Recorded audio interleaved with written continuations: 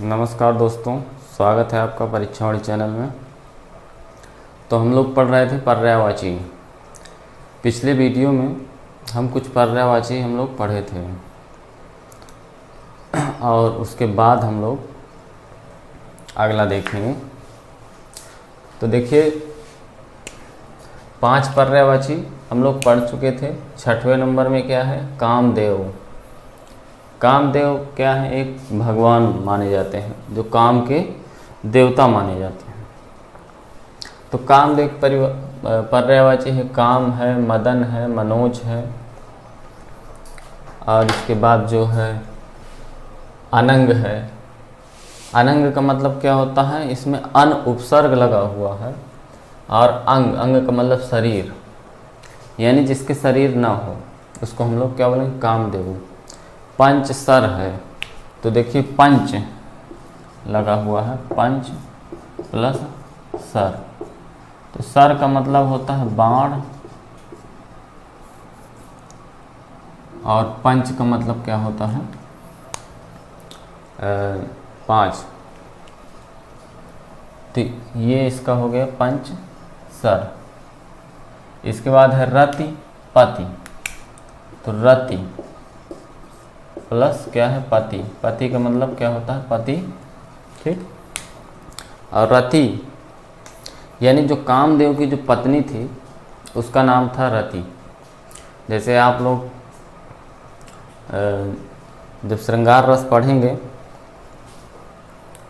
तो इसको और विस्तृत से थोड़ा सा जानेंगे क्या होता है। तो ये क्या है? रति पति का मतलब क्या होता है? रति के पति, यानी रति के पति कौन है? कामदेव, इसलिए इसकी पर्यायवाची क्या होगी? रतिपति। फिर क्या है? पुष्प धनवा। तो देखिए धनवा मतलब होता है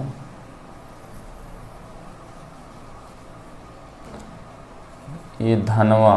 धनवा का मतलब होता है बाण, और पुष्प का मतलब पुष्प, यानी हर एक जो हमारे भगवान हैं तो सभी के शस्त्र अस्त्र होते हैं। किसी के पास धनुष है, किसी के पास जो है तलवार है, किसी के पास गदा है ना। तो इनके पास जो था शस्त्र वो क्या था? बाण था। और किसका बाण था? फूलों का बाण, यानी फूलों के बाण से वार करते थे, इसलिए इनकी पर्यायवाची क्या है? पुष्प धनवा है। फिर एक है मकर ध्वज, मकर ध्वज, ये भी कामदेव की है। इसके बाद हम देखते हैं कार्तिकेय। कार्तिकेय आप लोग जानते हैं, कार्तिकेय कौन थे? भगवान शंकर के पुत्र थे कार्तिकेय। तो उनका एक दूसरा नाम था कुमार। तो कुमार हो गई पर्यायवाची। फिर है सरभव है, और क्या है? षडानन है। तो षडानन का विच्छेद क्या होगा? षड प्लस आनन। तो आनन का मतलब होता है मुख, और षड का मतलब 6, यानी जिसके 6 मुख हों। जैसे रावण के 10 मुख थे, तो वैसे जो है इनकी मान्यता है कि कार्तिकेय जो थे उनके कितने मुख थे? 6 मुख थे। तो इसलिए उनको क्या बोलते हैं? षडानन बोलते हैं। इसके बाद है किरण। किरण आप लोग जानते हैं, किरण जैसे सूर्य की किरणें हो गई है ना, उसको हम लोग क्या बोलते हैं? किरण बोलते हैं। तो उसकी पर्यायवाची क्या है? रश्मि है, अंशु है, कर है, ज्योति है, प्रभा है, और केतु है। ये 4 इसकी पर्यायवाची होती हैं। अब जो हम चंद्रमा की पढ़ेंगे वो किरण प्लस जो रात से रिलेटेड है, क्योंकि चंद्रमा चंद्रमा में भी क्या रहती हैं? किरणें रहती हैं, और सूर्य में भी किरणें रहती हैं। ठीक। तो चंद्रमा और चंद्रमा क्या होता है? रात का स्वामी होता है। यानी रात किसके कारण होती है? चंद्रमा के कारण होती है, क्योंकि सूर्य तो अपने स्थान पर स्थिर है, और जब चंद्रमा आ जाता है तो सूर्य की किरणें जो है हमको दिखाई नहीं देती चंद्रमा के कारण। तो क्या हो जाता है? फिर रात होता है, और दिन किसके कारण होता है? चंद्रमा के कारण होता है। तो करने वाला, रात करने वाला कौन है? रात का कारण कौन है? चंद्रमा है। इसलिए इसका पर्यायवाची रात से भी संबंधित होगा। तो रात का पहले हम देख लेते हैं क्या क्या होती है। रात का होती है निशा होती है, छपा होती है, रैन होता है, रात्रि, यामा और विभा। ये इसकी पर्यायवाची होती है। ठीक, किरण की आप लोग जान ही गए, तो किरण और रात से संबंधित है, तो इसको हम लोग देखेंगे। चंद्रमा की पर्यायवाची क्या है? सोम। सोम का मतलब होता है अमृत। ठीक, फिर क्या है? सुधांशु। तो सुधांशु का विच्छेद क्या होगा? सुधा प्लस अंशु। सुधा का मतलब भी क्या होता है? अमृत होता। अंशु का मतलब क्या होता है? यहाँ आप लोग पढ़ेंगे, अंशु का मतलब क्या होता है? किरण। यानी चंद्रमा में अमृत रूपी किरणें होती हैं, इसलिए उसको सुधांशु बोलते हैं हम लोग। ठीक, फिर क्या है? राका पति। तो राका क्या है? ये देखिए राका होगा, यहाँ पे रात का नहीं लिखा हुआ है, ये क्या होता है? राका पर्यायवाची होती है रात की। ठीक, तो अभी हमने बताया कि रात का स्वामी कौन है? चंद्रमा है। तो जाहिर सी बात है ये क्या हो जाएगी? राका पति, यानी रात करवाने वाला, यानी रात का स्वामी, रात का पति कौन है? चंद्रमा। तो राका पति हो गया। फिर क्या है? फिर अगला है द्विजराज। तो द्विजराज क्या होता है? द्विज का मतलब होता है पक्षी। द्विज का मतलब होता है पक्षी, और पक्षियों पे राज करने वाला यानी कौन हो जाएगा? चंद्रमा हो जाएगा। इसके बाद मयंक है, विधु है, हिमांशु है। तो हिमांशु क्या होता है? हिमांशु का विच्छेद क्या होगा? Him plus Anshu. हिम का मतलब होता है बर्फ, ठंडा। ठीक, ये हिमांशु क्यों इसकी पर्यायवाची हो? क्योंकि जब सूर्य की किरणें दिन में आती हैं तो दिन क्या होता है? गर्म होता है, और ठंडा रात क्या होती है? रात में क्या हो जाता है? ठंडी हो जाती है पृथ्वी। इसलिए इसको हम क्या बोलते हैं? हिमांशु। यानी जो उसकी किरणें होती हैं चंद्रमा की, वो किरणें क्या होती हैं? ठंडी होती हैं, और सूर्य की किरणें गर्म होती हैं, इसलिए इसको क्या बोलते हैं? हिमांशु बोलते हैं। फिर सुधाकर। सुधाकर क्या है? जैसे आप अभी यहाँ पढ़े थे सुधांशु, वैसे भी क्या दिया हुआ? सुधा प्लस कर, यानी अंशु और कर। ये देखिए कर भी है, किरण की पर्यायवाची क्या है? कर भी है, और इसमें क्या लग गया है? सुधा प्लस कर, यानी सुधा रूपी किरणें। फिर हम देखते हैं तारकेश। तो तारकेश का मतलब क्या होता है?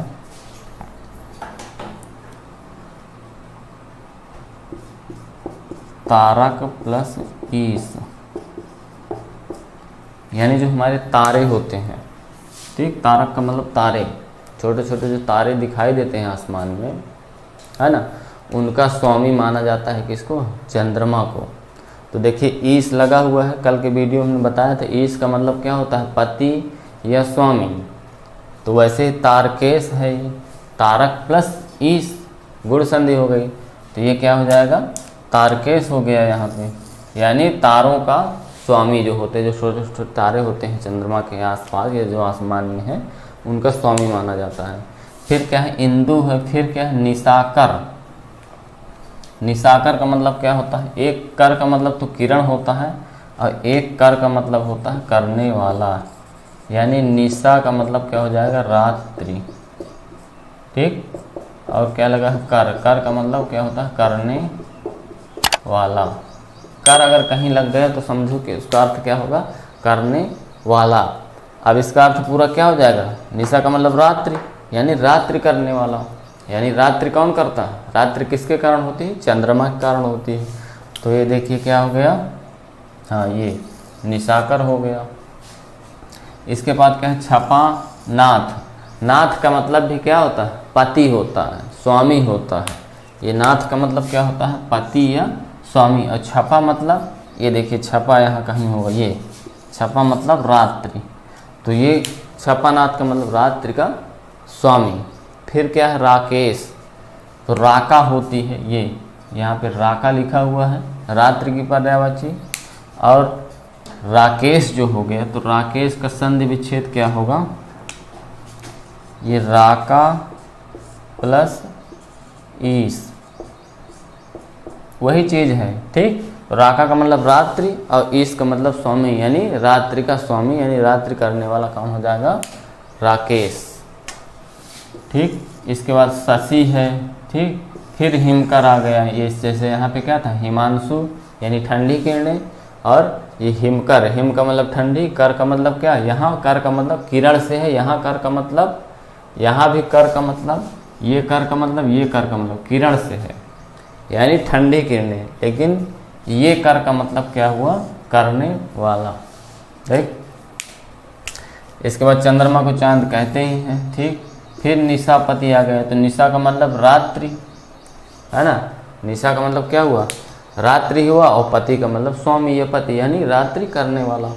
फिर क्या आ गया, विभाकर, विभाकर, विभा का मतलब क्या होता है, ये देखिए विभा मतलब रात्रि, विभा का मतलब क्या हुआ, रात्रि, और कर का मतलब करने वाला है यानी रात्रि करने वाला।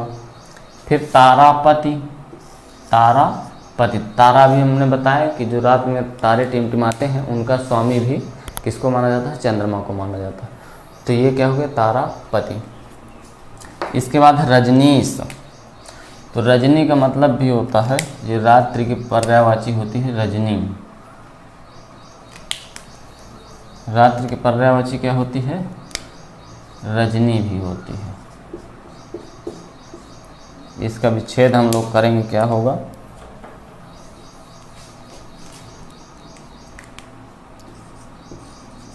रजनी प्लस ईश, यानी रजनी का मतलब रात्रि, यहाँ पे कौन सी संधि हो गई, दीर्घ संधि हो गई, ये बड़ी ई और ये बड़ी ई मिलके बड़ी ई हो गया, यहाँ पे कौन सी हो गई, दीर्घ संधि हो गई, स्वर संधि है।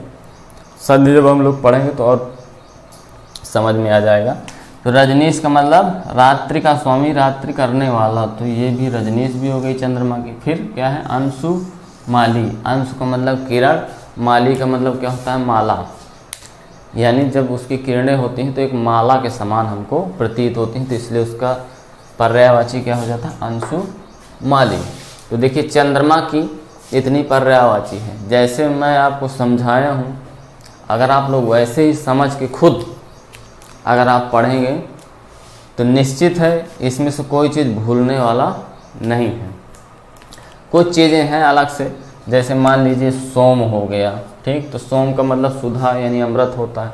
फिर शशि होता है, शशि में कोई विच्छेद नहीं है।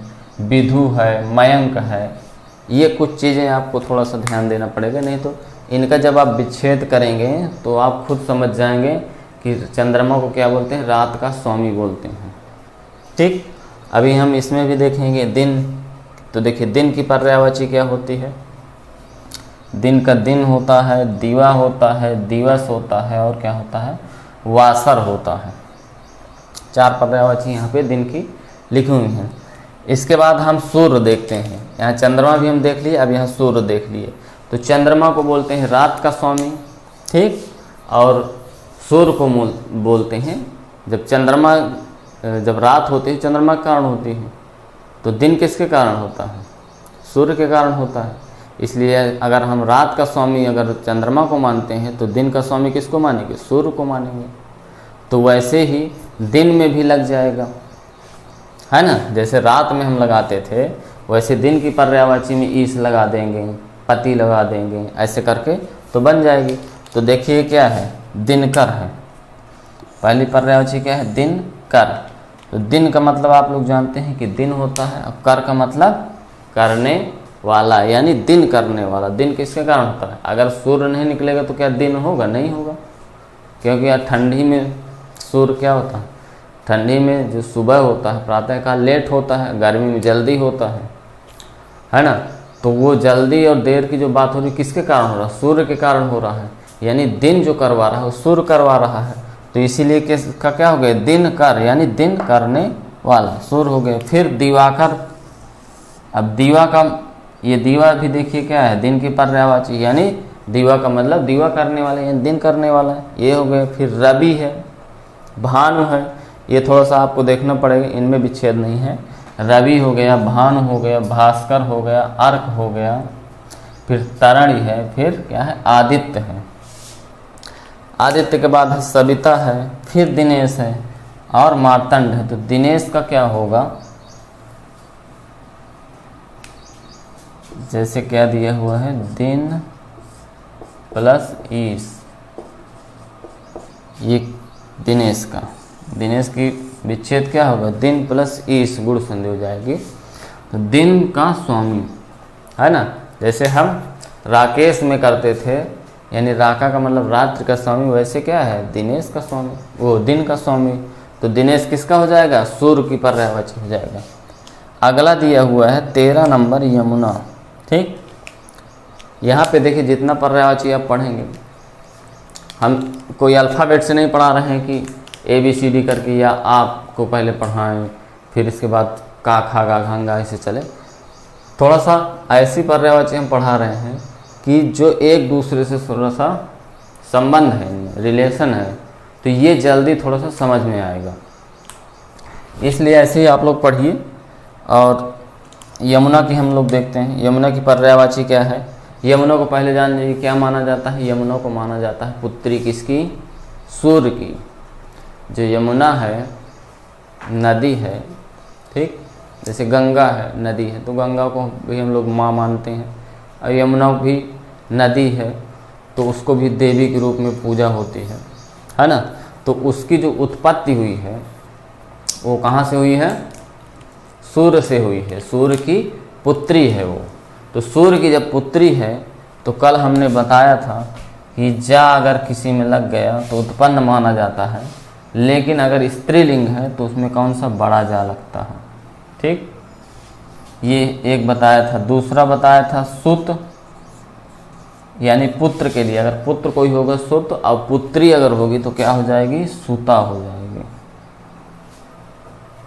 ये चीज़ बताया था। तो यही चीज़ इसमें क्या करना है, सूर्य की पर्यायवाची में हमको जोड़ देना है। तो जैसे देखिए यमुना में क्या जुड़ा हुआ, भानु जा, तो भानुजा क्या है, भानु प्लस जा, भानु का मतलब क्या होता है, सूर्य। देखिए यहाँ कहीं लिखा होगा, ये दिया हुआ है भानु, इसमें जा लग गया तो भानु जा, यानी भानु से उत्पन्न, यानी सूर्य से उत्पन्न, यानी कौन हो जाएगी, यमुना। फिर दूसरी क्या है, सूर्य सुता है। सुता का देखिए यहाँ लिखा हुआ क्या है, पुत्री होता है, तो सूर्य की पुत्री कौन है, यमुना है। इसके बाद क्या है, तराणिजा है, तो तराणी देखिए क्या होता है, सूर्य का, है ना। और जा लग गया तो उत्पन्न, यानी सूर्य से उत्पन्न, यानी यमुना हो जाएगी। फिर हम और यहाँ बना देंगे, देखिए सूर्य वाली पर्यायवाची हम जोड़ेंगे। जैसे रवि है तो क्या है, रवि सुता कर लीजिए, है ना। रवि जा भी कर सकते हैं, रवि जा, तो ये भी हो जाएगी, सुता का मतलब पुत्री हो गया उसकी। भानुजा है ही, ठीक, भास्कर है। फिर अर्क में भी हम जोड़ देंगे तो क्या हो जाएगा, अर्क जा। अर्क जा मतलब, अर्क मतलब सूर्य और जा का मतलब उत्पन्न, तो अर्कजा हो जाएगा, ठीक। तरणिजा है ही, आदित्य उसका है, सविता है। तो ये पर्यायवाची हम लोग आज इतना जाने, ठीक। ऐसे आप लोग अगर पढ़िएगा तो मुझे नहीं लगता कि ये तैयार नहीं होगा या भूलेगा, क्योंकि विच्छेद करके एक एक तोड़ के शब्द अगर हम लोग पढ़ लिए हैं तो निश्चित है तैयार हो जाना चाहिए इतने में ही।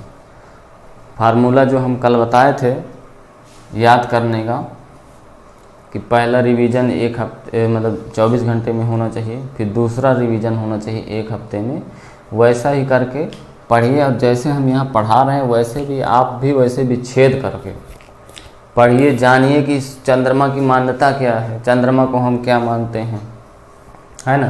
चंद्रमा को हम रात का स्वामी मानते हैं, ये आप मन में बैठाए रहिए।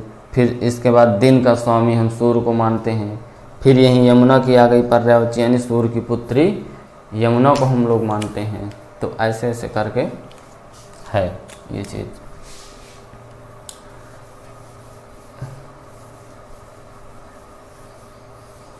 इससे पर्यायवाची तो तैयार होगी, शब्दकोश और भी चीज़ें इससे तैयार होती हैं, कि बहुत सारी चीज़ हम लोग पढ़ते रहते हैं और उसका मीनिंग हम लोग समझ नहीं पाते कि इसका मतलब क्या है।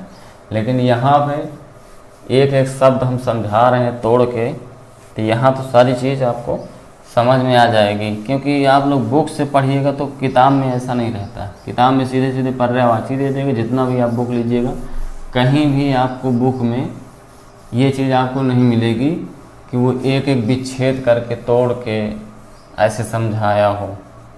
और ऑनलाइन क्लास यूट्यूब में बहुत ढेरों सारी चलती हैं, हज़ारों लाखों क्लासें चलती हैं, उसमें भी आप देखिएगा, उसमें भी वीडियो में भी इतना विस्तार से कोई आपको समझाने वाला नहीं है। तो अगला हम देखेंगे,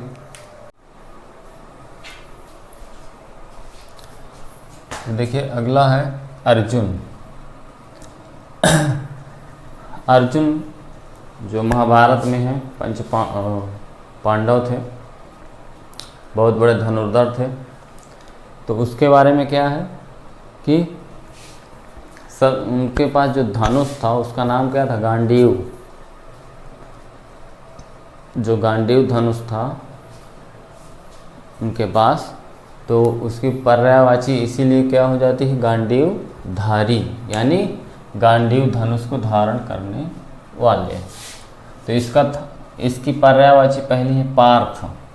तो पार्थ क्यों पड़ी, क्योंकि ये पुत्र थे किसके, कुंती के। अब कुंती का एक नाम था ये पृथा, ये नाम था। तो पृथा नाम के कारण ये पड़ गया पार्थ, यानी इनकी एक पर्यायवाची क्या है, पार्थ है। फिर क्या है, कपि ध्वज है। तो कपि ध्वज का मतलब होता है कपि प्लस ध्वज। ध्वज का मतलब आप लोग जानते हैं झंडा होता है ना, पताका फहराते हैं जो। और कपि का मतलब होता है बंदर या हनुमान जी, हनुमान की भी पर्यायवाची है क्योंकि वो भी बंदर थे। तो इनकी जो ध्वजा में जो थी उस पे क्या था, ध्वजा पे हनुमान जी विराजमान थे, इसीलिए इनको क्या बोला जाता है, कपि ध्वज बोला जाता है। फिर अगला क्या है, धनंजय।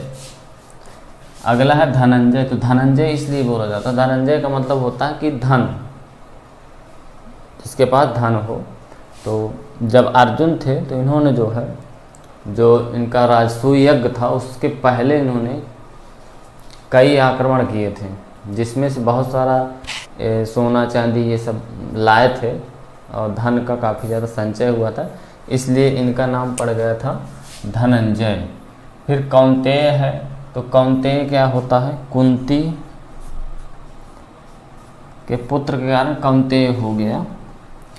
ये एक होता है प्रत्यय, जब हम लोग पढ़ेंगे ये प्रत्यय, तो ये प्रत्यय जिसमें लग जाता है, जिसमें लग जाएगा, जैसे हम जा लगाते थे तो जा का मतलब क्या होता था, उत्पन्न होना, ठीक।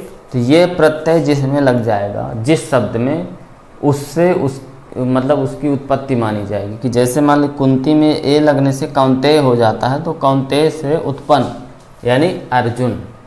अभी बहुत उसमें आने वाला, जैसे ये हो गया। फिर गांगेय है,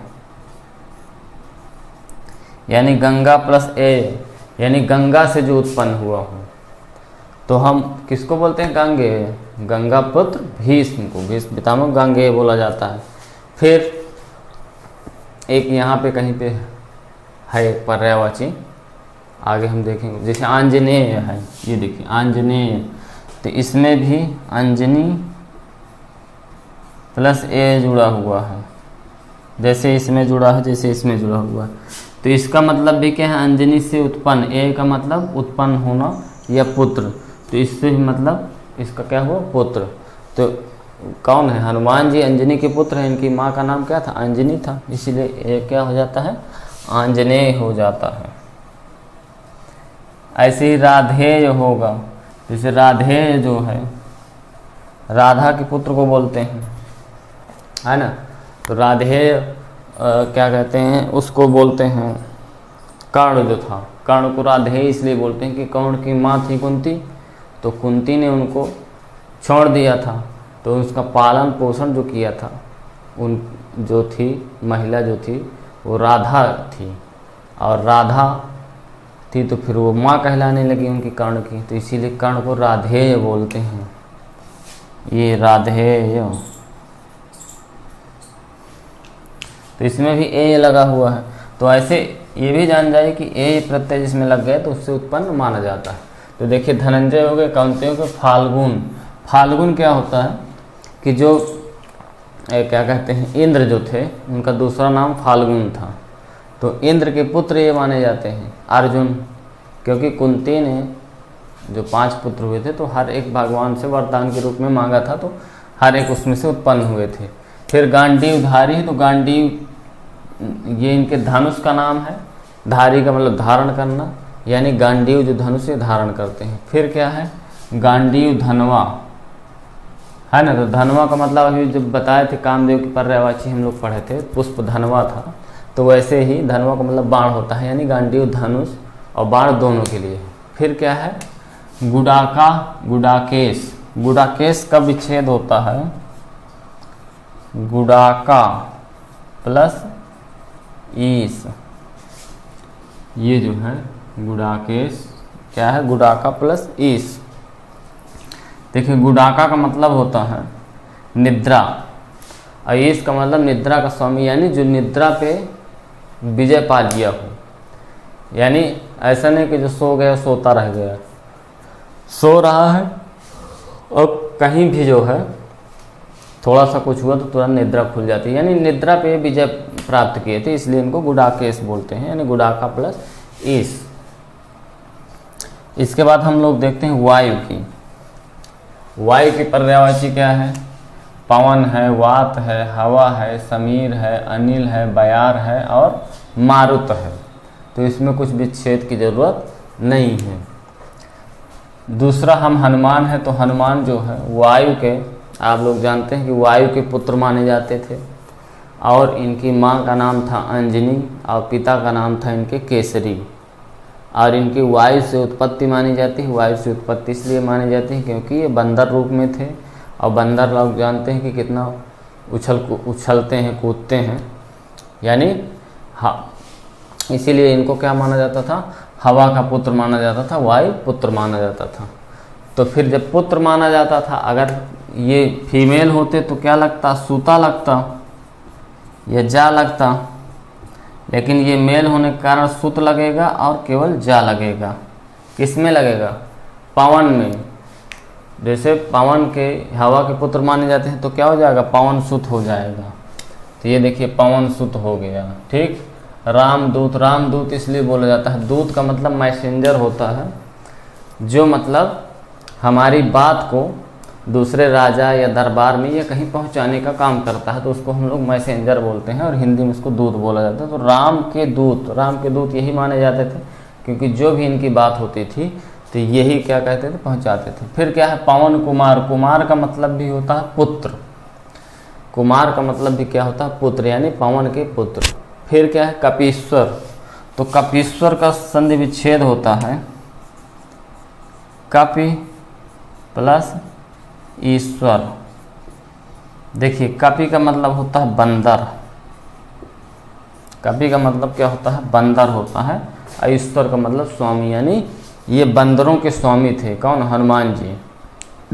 जितने भी बंदर रहते थे, छोटे से बड़े जो भी है, उनके राजा थे, उनके ईश्वर थे, स्वामी थे, इसीलिए इनको क्या बोलते हैं, कपीश्वर बोलते हैं। फिर है आंजनेय, तो आंजनेय का मतलब अभी बताए थे कि अंजनी में ए लग गए, यानी अंजनी से उत्पन्न। फिर सीधे सीधे दिया है अंजनी पुत्र, तो अंजनी के पुत्र हैं। ठीक, फिर क्या है, मारुत तनय, तनय का मतलब होता है, देखिए यहाँ दिया भी है पुत्र, ये तनय का मतलब पुत्र, और मारुत का मतलब ये हवा, यानी हवा के पुत्र, जैसे पवन पुत्र वैसे मारुत तनय हो गए। फिर क्या है, केसरी नंदन, तो नंदन का मतलब भी होता है पुत्र, ये देखिए यहाँ दिया हुआ है। और केसरी, यानी इनके पिता का नाम केसरी था, तो केसरी नंदन हो गया। कपीस, जो कपीश्वर का अर्थ है वही कपीस का है, कपीस का क्या हो जाएगा, कपि प्लस ईस, यानी बंदरों के स्वामी। तो ये हमारी पर्यायवाची किसकी हुई, हनुमान जी की।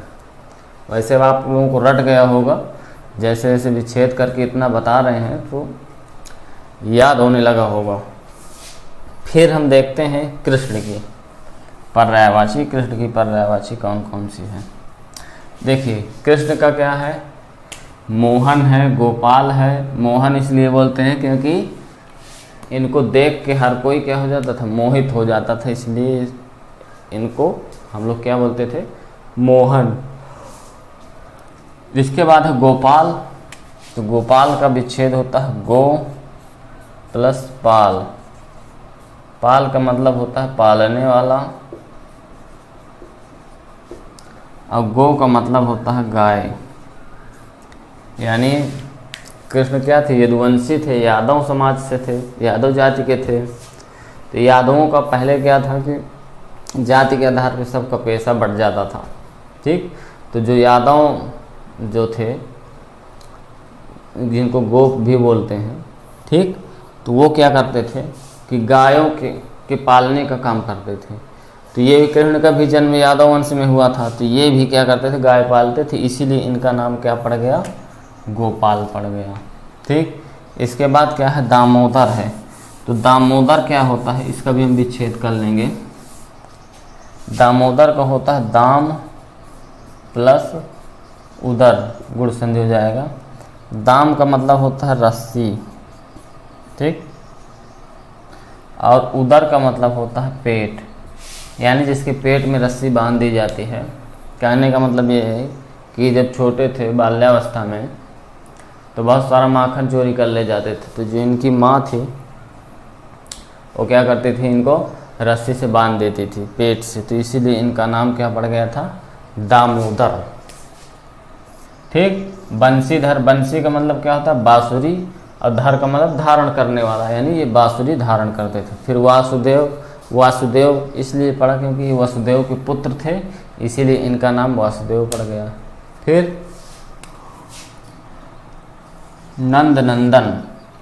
तो देखिए नंदन का मतलब क्या होता है, पुत्र, और नंद का मतलब क्या था, इनके जो पिता का नाम थे नंद, जिसको नंद बाबा बोलते थे, तो नंद। तो नंद नंदन यानी नंद के पुत्र। फिर क्या है, श्याम है। श्याम इसलिए पड़ा इनका नाम, वैसे भी कृष्ण का अर्थ ही क्या है, काला होता है, और श्याम का अर्थ भी क्या होता है, काला होता है। तो इनका जो रंग था वो काला भी माना जाता है एक रूप में, इसीलिए इनको श्याम भी बोलते हैं, और इसीलिए इनको कृष्ण भी बोलते हैं। इसके बाद गणेश है। तो गणेश के बारे में आप लोग जानते हैं कि इनका जब सर कट गया था तो कुछ इनकी कहानी है, तो उसमें ये बोला जाता है कि हाथी का सिर जो है इनके सिर की मतलब सिर की जगह लगा दिया गया था, इसीलिए इनकी पर्यायवाची में हाथी का नाम जरूर आएगा। तो देखिए क्या है, गज बदन। तो गज का मतलब क्या होता है, हाथी होता है। से यहाँ हाथी का पर्यायवाची जोड़ना चाहिए था, लेकिन ठीक है। गज प्लस क्या है, बदन। बदन का मतलब क्या होता है, शरीर। और हाँ, गणेश का जानते हैं, देखे होंगे कि पेट भी बड़ा है, हाथ भी मोटे हैं, है ना। तो बदन का मतलब क्या हुआ, शरीर। गज का मतलब क्या हुआ, हाथी। जिसका हाथी जैसा बदन हो उसको हम लोग क्या बोलेंगे, गज बदन, यानी गणेश। इसके बाद क्या है, गजानन। तो इसका भी क्या है, गज प्लस आनन। आनन का मतलब क्या होता है, आनन का मतलब होता है मुख। आनन का मतलब क्या हुआ, मुख हुआ, यानी गज यानी हाथी जैसा जिसका मुंह हो। तो गणेश का मुंह किसके जैसा है, हाथी जैसा है, सूंड लटका रहता है ना। तो ये गजानन हो गए। फिर क्या है, लंबोदर हो गया। लंबोदर का क्या होगा विच्छेद, लंबोदर को होता है लंबा प्लस उदर। उदर का मतलब होता है पेट, यानी अब ये क्या हुआ, गुण संधि हो जाएगी यहाँ पे। लंबा प्लस उदर से क्या हो जाएगा, लंबोदर, यानी जिसका पेट लंबा हो। तो गणेश जी का पेट आप देखे होंगे खूब लंबा रहता है, ठीक। तो लंबोदर हो गया। फिर क्या है, भवानी नंदन है। इसके बाद है भवानी नंदन। भवानी नंदन का मतलब क्या है कि जो पार्वती जी थी उनकी पर्यायवाची में ये भवानी शब्द आएगा। उनका नाम एक था, भवानी भी नाम था, इसलिए भवानी नंदन का मतलब यानी भवानी के पुत्र। दूसरा नाम उनका गौरा था, गौरी था, ठीक। तो गौरी सुत हो गया। इसके बाद उनकी सवारी आप लोग जानते हैं, गणेश जी की सवारी क्या थी, मूस थी, है ना। तो ये देखिए मूषक वाहन हो गया। इसके बाद क्या है, उनको लड्डू भी बहुत प्रिय था, बहुत अच्छा लगता था, तो ये मोदक प्रिय हो गया। फिर पार्वती का एक और नाम था गिरजा, तो देखिए क्या हो गया, गिरजा नंदन हो गया, यानी गिरजा के पुत्र हो गए। इसके बाद विनायक है और गणपति है ना, तो गण के स्वामी, तो इसलिए इनका नाम था गणपति। और वैसे भी गणेश, तो गणेश का क्या हो जाता है विच्छेद, गणधन, इस गण के स्वामी यानी गणेश हो जाएगा। तो ये चीज़ हम लोग जाने गणेश का पर्यायवाची। अब देखिए पुत्र का, पुत्र की पर्यायवाची क्या होती है, पुत्र का क्या होता है, बेटा, सुत, नंदन, तनय, आत्मज, पूत, नंद, तनुज। ठीक, अब इसमें हम क्या करेंगे, इन सभी का दीर्घीकरण कर देंगे। तो दीर्घीकरण जब हम कर देंगे, यानी जो लास्ट का अक्षर है यहाँ पे छोटा है उसको हम बड़ा कर देंगे। ठीक, कहीं पे इनी प्रत्यय लगा देंगे, कहीं ई प्रत्यय लगा देंगे, क्योंकि जैसे ई प्रत्यय हो गया, इनी प्रत्यय हो गया, फिर जा प्रत्यय हो गया, सब प्रत्यय हैं। ये सब क्या है, स्त्रीलिंग प्रत्यय हैं।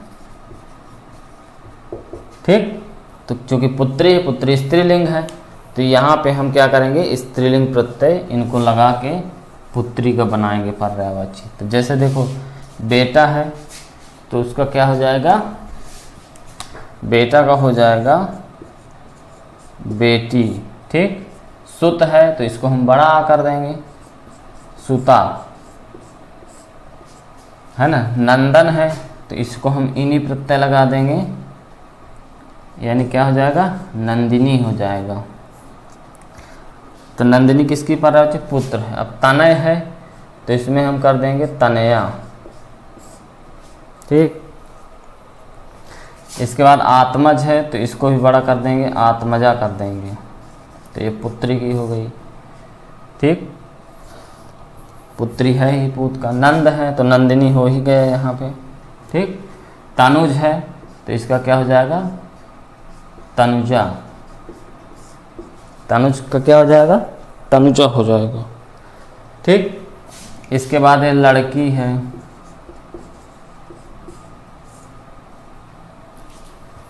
ये किसकी पर्यायवाची हो गई, पुत्री की पर्यायवाची हो गई। तो देखिए अभी तक हम लोगों ने 20 पर्यायवाची देख लिया।